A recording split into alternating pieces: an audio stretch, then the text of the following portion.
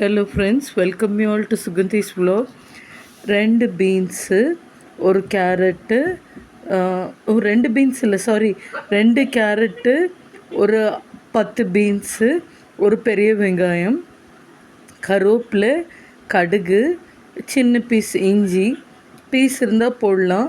தாளிச்சிட்டு வறுத்துட்டு என்ன பண்ணுறோன்னா, 1 கப் ப்ரௌன் ரவை, அதாவது சம்பா ரவைக்கு 2 கிளாஸ் தண்ணி வேணும். காய்க்காக ஒரு 1/4 கிளாஸ் தண்ணி சேர்த்து ஊற்றிடுறோம், அதாவது 2.25.